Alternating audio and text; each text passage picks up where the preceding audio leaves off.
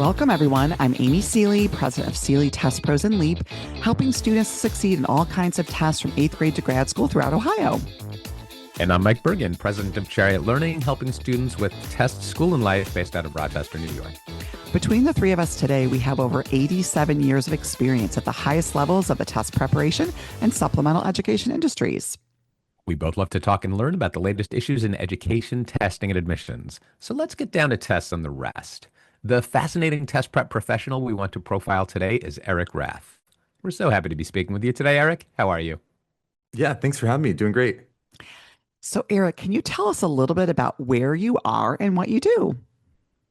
Yeah, currently, physically speaking, I'm in Portugal. Since my daughter got into college a couple of years ago, I've kind of hightailed it out of California, which I love California. I'll always be Californian. And the company, Rath Tutoring, is still based in California. But we work with students worldwide, and everyone works remotely as well. It's all via Zoom. So it allows me to escape for the winter and, chase some waves and sunshine and visit family back in California while living abroad as well. That's great. That's really exciting. It's what we love about test prep now that we all exist online, right? Is that we can kind of take our businesses anywhere. So tell us a little bit about how did you get your start in test prep and what did you do before you did test prep? Yeah, before I did test prep was not much. I worked at a hot dog vendor place. I scooped some ice cream. I valeted some cars, but I started tutoring even when I was in college. And that was actually for the university itself. And then, kind of my backstory has a little bit of a cautionary tale to it in that, I had my daughter during my senior year of college, and that kind of drove me into test prep because it was when I graduated, it was after the dot-com bubble burst and full-time jobs and entry-level jobs were hard to come by, especially ones that would work with having a young child. And so I needed something flexible that actually made a decent amount per hour, and it was always tutoring.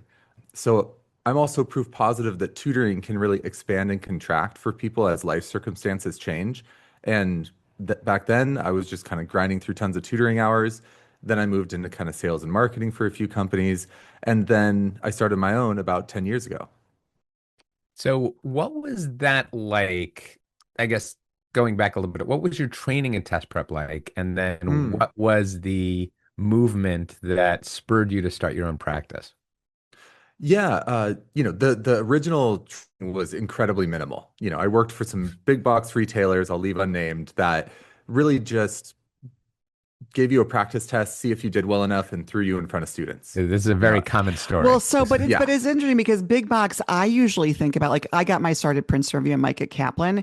I actually, to this day, I'm like, wow, that was substantial training. Like, I had a lot of training that, so to me, I felt very lucky that I was almost like overtrained. But you're saying I had with a different experience. I had my that's experience was more like Eric's. Oh, that was not mine at all. Minimal training. I was given the curriculum for a class, and I kind of prepped it ahead of the class. Now, when I was a director at Kaplan, I felt like by then we had gotten our training together, and we did a lot more at the time. I certainly couldn't speak to what any of those companies are doing today. Yeah. So you're saying, so your training was kind of give you something and you had to like launch with it. Yeah, and I think because it was very dry, just very, hey, read actively, it was a reading strategy, and that was it. Break down a math problem. That was the strategy. It really had me develop kind of my own take on it, and also in a good way, like allowed me a lot of autonomy to do so. And so what I started to realize is that the material itself is quite dry. I mean, it's test prep. It's fairly boring subjects. It's like going to the dentist. Also, yeah, and also incredibly repetitive. This stuff is fascinating. What is? Well, and that's the thing. I look at it more like a puzzle, rather than an actual like knowledge-based question, and more so working with students is like a puzzle in that I could know everything in the world about the test, but if I can't convey it on their terms and like find analogies that work for them, then it's not going to land. And so that's kind of the fun part of what I get to do. I think that's an interesting point too, right? Is I think oftentimes I see other companies even saying meeting students where they're at. So sometimes what you bring to it is trying to figure out how do you unlock it for a student, because at different scoring levels, even how you explain something can look even very different for students, right? Yeah, absolutely. I mean, working with a student starting at like a 20 ACT versus a 32 ACT are just Very two different. completely different situations, but also they have similarities in that you're still being encouraging. You're still validating that, like, yes, that was built in a tricky way, or you were on the right track, but this little piece got you, like this kind of ticky-tack detail. And so it's endlessly interesting because people are endlessly interesting. And I think that's actually what my business is people, not the tests itself. It just happens to be around the tests. So, Eric, what was your inspiration to begin your own practice? This is also partially, I have these like major life moments that inspire each thing, like We all do. having a child young and going into college or while I was in college. And then, I actually worked for a couple of great companies as well. And two of those that I'll even name are ArborBridge and Applerouth, just great people, have a ton of respect for everyone at each place. But when I was at Applerouth, about a year and a half in, I had this really bad skateboarding fall, just freak accident. I had just, skateboarded over to take my daughter lunch at school because we lived just a couple blocks away. And I just hit a piece of bark, like wasn't even going fast, wasn't even doing a cool trick. So I ended up messing up kind of my sternum and ribs and just this really bad, like almost car accident level injury. And I couldn't commute. It was just too hard to visit schools and do presentations and connect with people in person like that. So at first I thought, maybe I'll like do this for a year on my own and, just pay the bills, get by and heal. And here I am 10 plus years later with a full blown company. So that just kind of happened. One could say you slid right into your business. Yeah, right? yeah, fell into it literally, I think. Yeah, exactly. It was the best fall one could have, right? Probably looking back in retrospect. So what are some of your favorite aspects of working in the test prep industry? I think helping people. It's a simple statement, but it really is so core because you get to see people access levels of scoring and schools that they wouldn't have access to otherwise. In certain ways, I have my own dislike of the tests in some of those ways they're structured where they're testing more, pacing or efficiency or attention to detail rather than like core knowledge. But, it's great being able to help students kind of like fight the man in a sense. It's like, don't let them get the best of you. Like you can do this. Like I think the number one thing I hear is I'm not a good test taker. And I'm like, well, of course you're not. Like no one's taught how to take tests. It's not part of any curriculum really. So once you have that skill set and that tutor to help you, you just see it open up. It blossoms. Yeah. Yeah, I like the idea that the tests in part test efficiency and attention to detail. I feel like these are underrated productivity skills.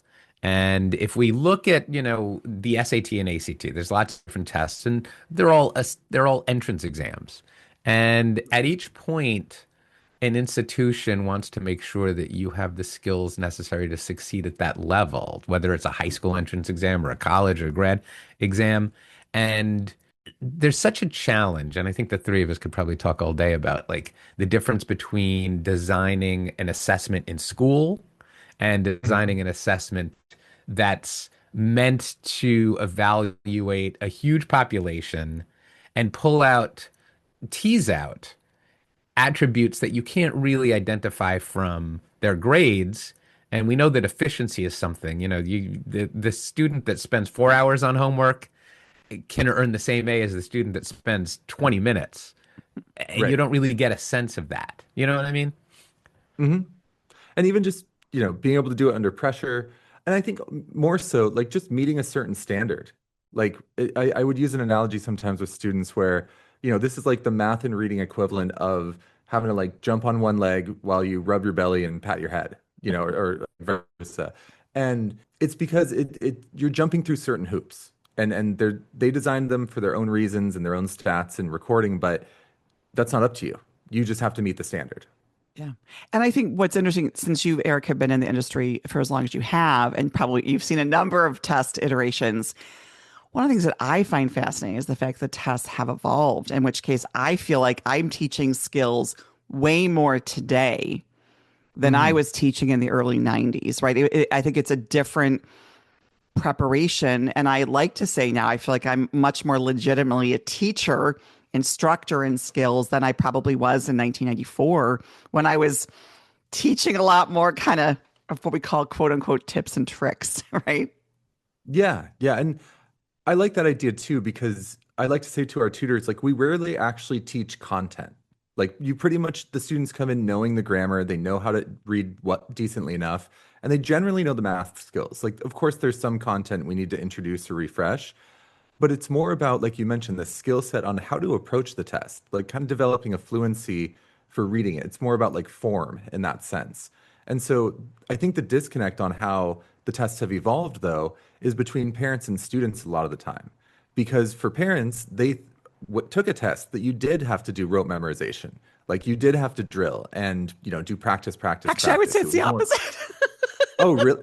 I would actually say it's the actual opposite of that. Yeah, I would actually say that, no, when I say skills, I mean, like, no, they don't come with the grammar knowledge. They don't come Oh, with the well, math knowledge. Actually, Yeah, they I would don't. say they do not, They a actually. lot of the time they don't understand how to get what a writer intends you to get from a text, and they embellish. I find myself teaching real skills That's all the that's when time. I say real. yeah. I mean, like, I do a lot of content. Like, that is a lot of it. Mhm. But that's what's interesting about test prep is in different places, you're going to find these gaps or pockets that could look different, which is why I always say in our industry, what we do in different places can look different because our students may be coming with different gaps, right? So in which case it Oh, could be yeah. schools of your students maybe are doing a great job teaching content versus in my area, I would say most kids are saying to me, no one ever taught me this. That is a very Yeah. common thing for me to hear, which is why I say, then I lean more on the content element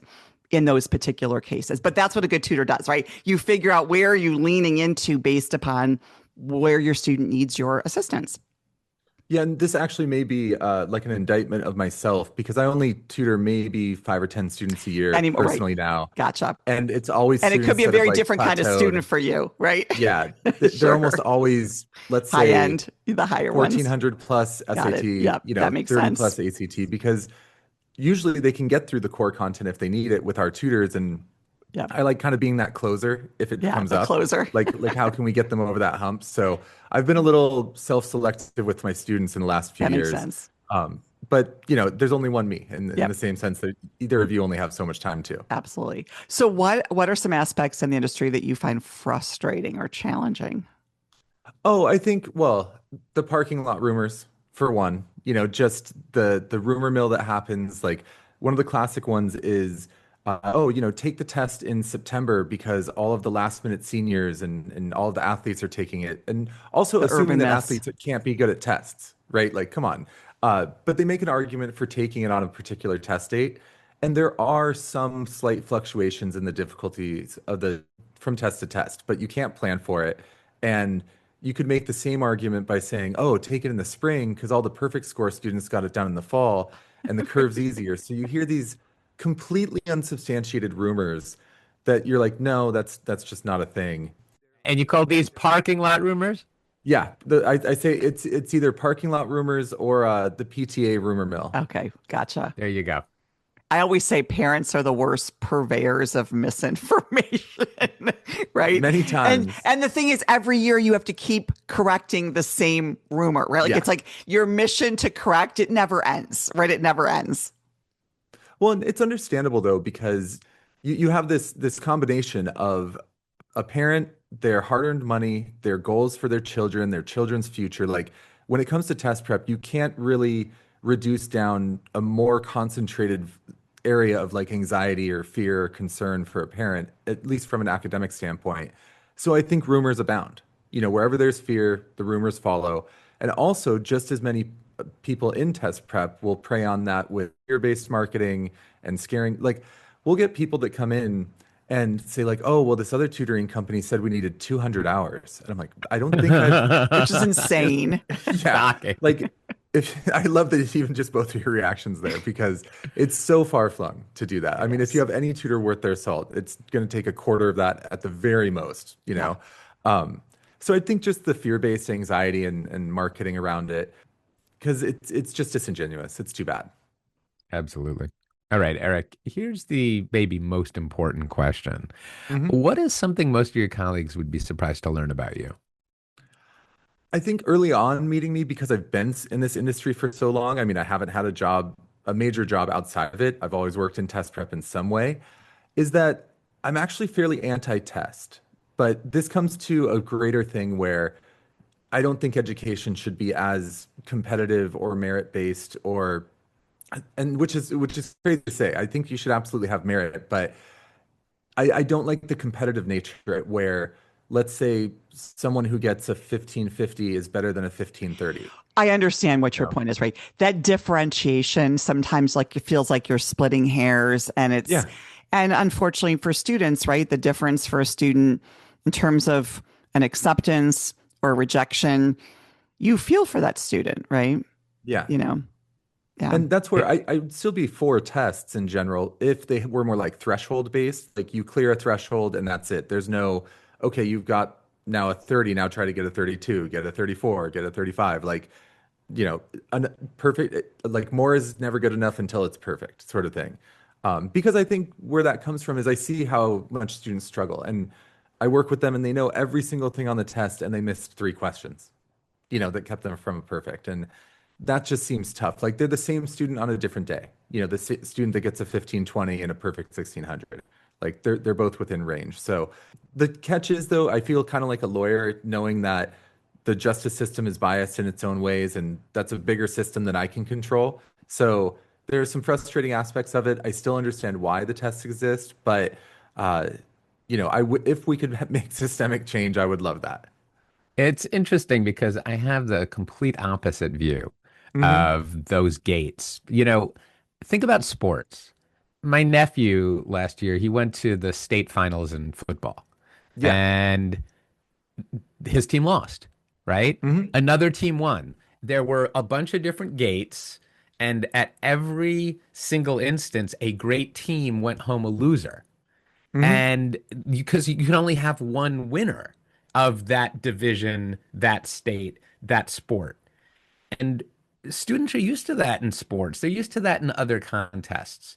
I think that we don't spend enough time focusing on the evaluative nature of a massive test like the SAT, where you have 2 million students plus in the cohort, and students that want to get into 99th percentile, you have to beat out 99% of the test takers. And that's massive. And so there are a bunch of gates.